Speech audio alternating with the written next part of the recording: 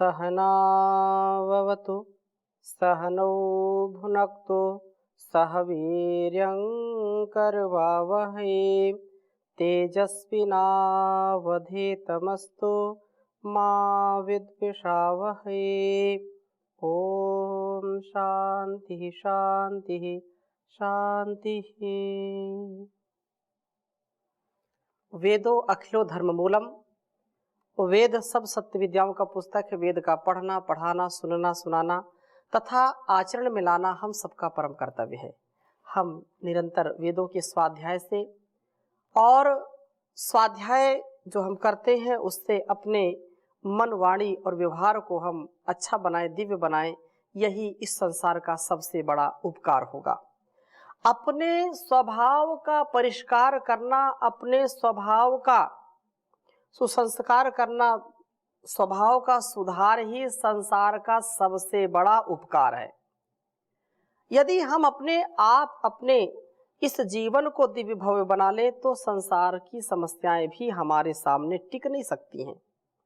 व्यक्ति को समस्या कब होती है? समस्या जब अपने से होती है, जब हम स्वयं सतर्क सावधान नहीं होंगे, स्वयं हमारा विवेक कार्य नहीं करेगा, हम अपनी इंद्रियों पर नियंत्रण नहीं पाएंगे और अपने से जो हित हो सकता है, जो कल्याण हो सकता है, उस पर हम ध्यान नहीं देंगे तो वास्तव में हम अपने लिए ही समस्या बन जाएंगे।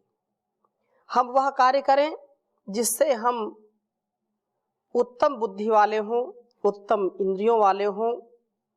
और यह कब संभव हो सकता है? जब श्रेष्ठ माता पिता हों, श्रेष्ठ आचार्य हों और उन माता पिता आचार्यों के द्वारा जो संस्कार दिए जाते हैं उन संस्कारों का हम सम्मान करते हुए जीवन में उसको उतारने वाले हों। तो निसंदेह जीवन हमारा बड़ा गौरवशाली होता है। ज्ञान से युक्त जीवन, ज्ञान से प्रकाशित जीवन होता है। उत्तम बुद्धि व उत्तम इंद्रियों वाला जीवन हमारा होता है। तो ऋग्वेद के चतुर्थ मंडल के 37वें सूक्त का हम स्वाध्याय कर रहे हैं और बहुत ही सुंदर चर्चा है जिसमें यह चर्चा की है कि वास्तव में उत्तम बुद्धि, उत्तम इंद्रियां हों तो जीवन श्रेष्ठ होगा। और ये कब संभव है तो उसके विषय में चर्चा आज करेंगे। वेद मंत्र पहले आपके समक्ष लिखता हूं, फिर चर्चा करूंगा। ओम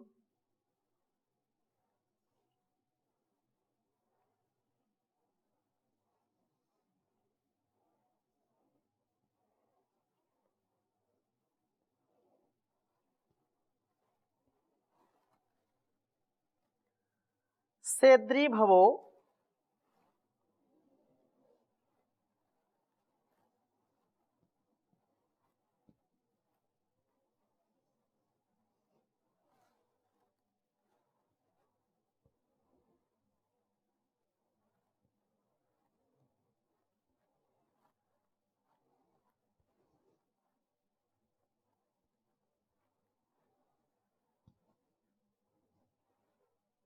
सेद्री भवो यमवथ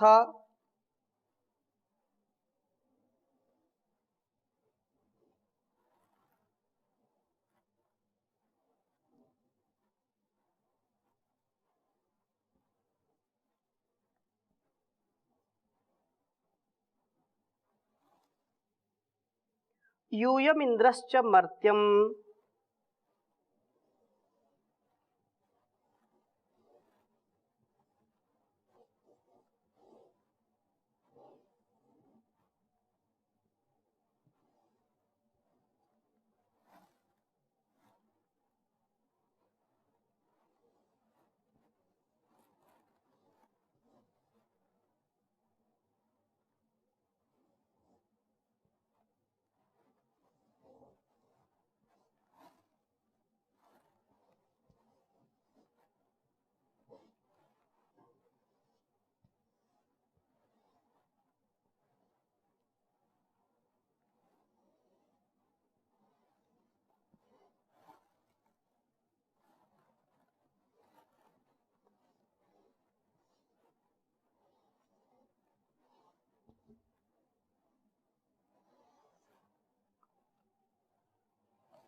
इंद्रश्च मर्त्यम साधीभिरस्तु सनिता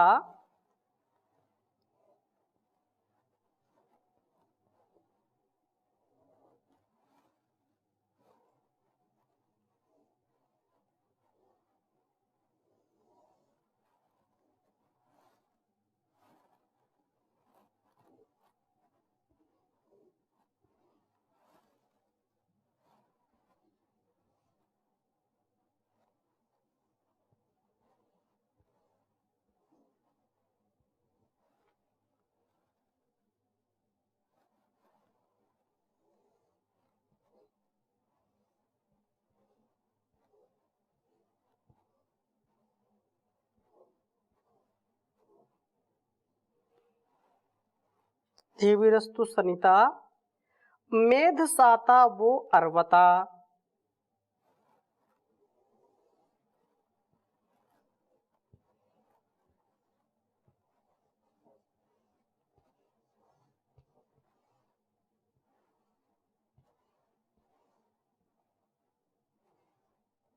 मेध साता सो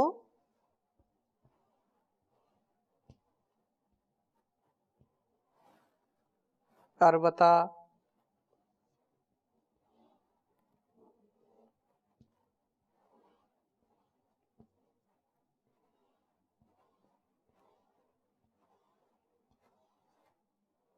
ऋग्वेद के चतुर्थ मंडल के 37वें सूक्त का यह छठा मंत्र है। ओम सेद्री भवो यमवथा यूयमिन्द्रश्च मर्त्यम साधीभिरस्तु सनिता मेध साता सो अर्वता। ओम सेद्री भवो यमवथा यूयमिन्द्रश्च मर्त्यम साधीभिरस्तु सनिता मेध साता सो अर्वता। बहुत ही सुंदर भाव है इस वेद मंत्र का। कहा है सेद्री भवो अर्थात हे ऋभवः ज्ञान दीप्त पुरुषों, यूयम आप, इंद्रः च और परम ऐश्वर्यशाली प्रभो, यम मर्त्यम जिस मनुष्य को अवथा रक्षित करते हो, हे ज्ञान दीप्त पुरुषों अर्थात जो ज्ञान में विज्ञान में जो बढ़े होते हैं, इस क्षेत्र में जिनका दीर्घ काल का अनुभव होता है, ऐसे ज्ञानी पुरुष तथा वह परमपिता परमेश्वर जिस भी व्यक्ति की ये रक्षा करते हैं अर्थात जिसका मार्गदर्शन करते हैं, जिसका भरण पोषण लालन पालन करते हैं, तो इनके द्वारा किए गए भरण पोषण से युक्त व्यक्ति, रक्षित व्यक्ति कभी भी निष्क्रिय नहीं हो सकता है और ये रक्षा करते ही हैं। इत स इत वह भी धीमी ही सनिता उत्तम बुद्धियों व कर्मों से मेल वाला हो। जो व्यक्ति साधक इन देवत्व के गुणों से युक्त महापुरुषों और उस परमात्मा की कृपा से युक्त है, वह भी कैसा हो? दिव्य कर्मों वाला हो, उत्तम बुद्धियों व कर्मों से युक्त हो। वस्तुतः जीवन में जो हमारे सच्चे मार्गदर्शक होते हैं, जो वास्तव में हमारे जीवन को सतपथ पर सुपथ पर आगे बढ़ाने वाले होते हैं, सन्मार्ग पर जो आगे बढ़ाने वाले होते हैं, वो प्रथम हमारी माता, द्वितीय हमारा पिता और तृतीय हमारा गुरु। इन तीन स्तंभों के ऊपर सारे जीवन का भवन खड़ा होता है। उसके व्यक्तित्व का, कृतित्व का, नेतृत्व का, उसके आचरण का, उसके मन वाणी व्यवहार का जो भी यह दिव्य भव्य महल खड़ा होता है, भवन खड़ा होता है, तो जितना श्रेष्ठ आचरण करने वाली माता होगी, जितना श्रेष्ठ आचरण करने वाला पिता होगा, गुरु होगा, और जो सबसे बड़ा गुरुओं का भी गुरु परम पिता परमेश्वर, जिसके कृपा के द्वार सदा खुले रहते हैं, जो अपार संसार सागर में हमको सबसे प्रकर्षता के साथ पार कराने वाला है, इस भवसागर से तारने वाला है। तो माता पिता व आचार्य ही वास्तव में ऋभु हैं। जिस भी व्यक्ति को ये उत्तम ऋभु प्राप्त होते हैं, जिस पर प्रभु कृपा बनी रहती है, वह उत्तम बुद्धि वाला बनता है और सदा सत्कर्मों को करने वाला होता है। इन ऋभुओं से वह प्रभु से रक्षित होने वाला वह व्यक्ति मेध साता। कहा है कि वह इस जीवन संग्राम में अर्वता उत्तम इंद्रिय अश्वों से संभक्त होता है। इसकी इंद्रियां भी प्रशस्त बनती हैं, इसकी ज्ञानेंद्रियां ज्ञान प्राप्ति में लगी रहती हैं और कर्म इंद्रियां दिव्य कर्मों में लगी रहती हैं। उत्तम यज्ञ आदि कर्मों में हम अपने कर्मेंद्रियों को लगाएं और ज्ञानेंद्रियों को सदा अच्छे से अच्छे ज्ञान में नियुक्त करें, वियुक्त करें, जिससे हम उससे वियुक्त होकर के, नियुक्त होकर के बहुत सुंदरता के साथ जीवन को जी पाएं। ज्ञानेंद्रियां जितनी श्रेष्ठ होंगी उतना ही कर्म में हमारा मन लगेगा, कर्म भी हम अच्छे प्रकार से कर पाएंगे। तो इस प्रकार से यह इंद्रियों को विषय पंख से मलिन नहीं होने देता, अर्थात व्यक्ति ज्ञान से युक्त होगा तो कभी भी उसका मन मलिन नहीं होगा। वह मन मलिन करके जीवन को जी नहीं सकता है और मन मलिन किया हुआ व्यक्ति उत्कर्ष को प्राप्त नहीं कर सकता है। इसलिए मन में कभी भी खिन्नता नहीं आनी चाहिए, मन कभी भी डामाडोल नहीं होना चाहिए। पूरे उत्साह के साथ हमको जीवन जीने का सामर्थ्य अर्जित करना चाहिए।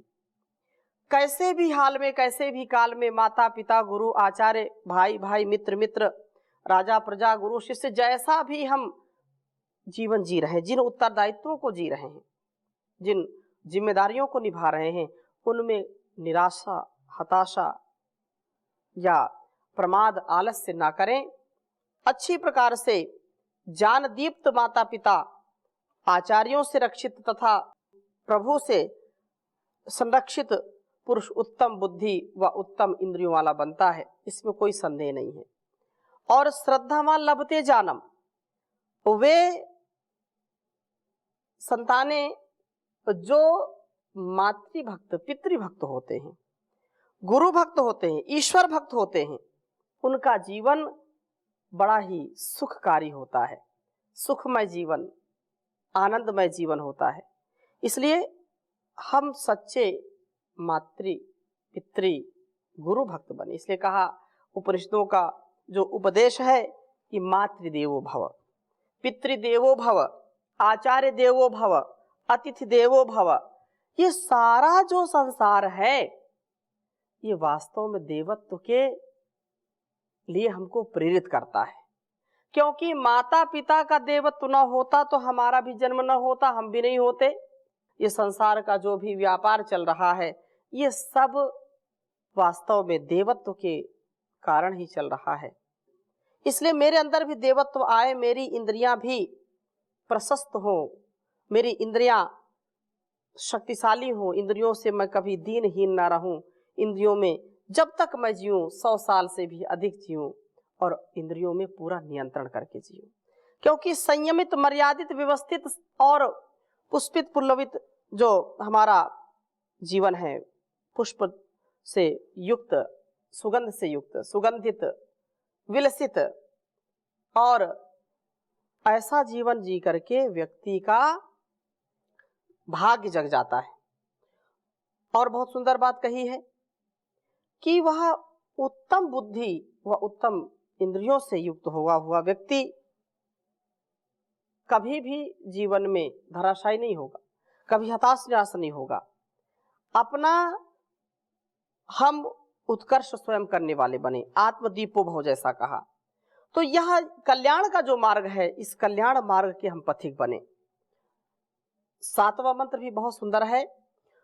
ओम विनोवाजा ऋभुक्षणः पथश्चितनायष्टवे अस्मभ्यं सूरयः स्तुता विश्वा आसास्तरीषणी। कहा कि विनोवाजा ऋभुक्षणः पथश्चितना यष्टवे अस्मभ्यं सूरयः स्तुता विश्वा आसास्तरीषणी। हे वाजा, हे शक्तिशाली प्रभो और हे शक्तिशाली पुरुषों, ऋभुक्षणः जान दीप्ति में निवास करने वाले पुरुषों, न हमें यष्टवे यज्ञ आदि उत्तम कर्म के लिए सदा प्रेरित करें। पथा विचितना मार्गों का विशेष रूप से जान दीजिए, क्या सही है क्या गलत है, क्या कल्याणकारी है क्या अकल्याणकारी, क्या भक्ष्य है क्या अभक्ष्य है, क्या ग्राह्य है क्या त्याज्य है। इन संदर्भों में हम बहुत ही स्पष्ट जीवन जीने वाले हों, हम गफलत में ना हो, हम संशय में ना हो। हमारी श्रद्धा, हमारी भक्ति, हमारी निष्ठा, हमारा पुरुषार्थ, हमारा संकल्प सदा अविरोधी हो, सदा अनुकूल हो, प्रतिकूल नहीं होना चाहिए और यज्ञीय कर्मों से युक्त होना चाहिए, कल्याणकारी कर्मों से युक्त होना चाहिए। इसलिए कहा स्तुताः, तो प्रभु भक्त पुरुषों अस्मभ्यम हमारे लिए विश्वाः आशाः सब दिशाओं को व इच्छाओं को तरीषणी तैरने के लिए पथा विचितना मार्गों का ठीक जान दीजिए। आपसे प्रदत्त जो ज्ञान है उस ज्ञान के अनुसार मार्गों का जो है हम निर्वहन करते जाएं, मार्ग में सदा आगे बढ़ते जाएं, इन मार्गों का आक्रमण करते हुए सब इच्छाओं को तैर जाएं। जो अविवेकपूर्ण इच्छाएं हैं, जो हमारी दीनहीन स्थितियां हैं, जो संकीर्ण विचारधारा है, उससे हमारा पीछा छुड़ाइए। क्योंकि ये जो संकीर्ण विचारधारा है या जो भोग की वृत्ति है, यह भोग रोग की वृत्ति हमको कल्याण के मार्ग से रोकती है। हम सही राह पर जाएंगे, सुपथ से जाएंगे, तो भी अनेक प्रकार से हमको विचलित करती है। इसलिए हम ऐसे ज्ञान से युक्त हों जो यज्ञी हो, जो कल्याणकारी हो, और ऐसे यज्ञी कर्मों को करके हम सभी जो अविवेकपूर्ण इच्छाएं हैं उनसे ऊपर उठ जाए। अविवेकपूर्ण इच्छाएं हमारे जीवन को नष्ट करती हैं और जो विवेक है, जो ज्ञान है, उससे हमारा जीवन श्रेष्ठ बना और श्रेष्ठ बना करके दूसरों को भी हम इसी राह पर आगे बढ़ाएंगे, इसमें कोई संदेह नहीं है। प्रभु का हम चिंतन करते रहें और माता पिता गुरु आचार्य से जो ज्ञान मिलता है, जो बड़ों से हमको ज्ञान मिलता है, उस ज्ञान को हम अपने मन, वाणी और व्यवहार में उतारें। वेदों के अनुकूल जीवन जिए, क्योंकि वेदानुकूल जीवन से ही हमारा कल्याण है। अन्य कोई दूसरा पथ नहीं है जिससे हमारा कल्याण हो सके। और इस प्रकार से जो वेद विमुख नहीं होता, जो वेदों के बताए गए मार्ग पर चलता है, वह कल्याण का मार्ग है, वह आत्मोन्नति का मार्ग है, इसमें कोई संशय नहीं करना चाहिए। इसलिए प्रार्थना पूर्ण हृदय से, यही है प्रार्थना भगवन, मेरा जीवन निराला हो, परोपकारी सदाचारी, फलंबी उम्र वाला हो। सदाचारी परोपकारी वलंबी उम्र वाला हो। सदाचारी रहूं हरदम, बुराई दूर हो मन से, सच्चाई सादगी श्रद्धा के मन साचे में ढाला हो। यही है प्रार्थना भगवन, मेरा जीवन निराला हो। तजू छल झूठ चालाकी, बनूं सत्संग अनुरागी। गुनाहों और खताओं से मेरा जीवन ये आला हो। यही है प्रार्थना भगवन, मेरा जीवन निराला हो। सरलता शीलता एकता हो भूषण मेरे जीवन के। काम और क्रोध ने मुझ पर न कोई जादू डाला हो। यही है प्रार्थना भगवन, मेरा जीवन निराला हो। मेरा वेदोक्त हो जीवन, कहाऊं धर्म अनुरागी। रहूं आज्ञा में वेदों के, न हुक्मे वेद टाला हो। यही है प्रार्थना भगवन, मेरा जीवन निराला हो। तेरी भक्ति में है भगवन, लगा दूं अपना मैं तन मन। दिखावे के लिए हाथों में कंठी हो न माला हो। यही है प्रार्थना भगवन, मेरा जीवन निराला हो। पिला दे मोक्ष की घुट्टी, मरण जीवन से हो छुट्टी। विनय अंतिम या साधक की, अगर मंजूर आला हो। यही है प्रार्थना भगवन, मेरा जीवन निराला हो। परोपकारी सदाचारी, वलंबी उम्र वाला हो। वलंबी उम्र वाला हो, वलंबी उम्र वाला हो।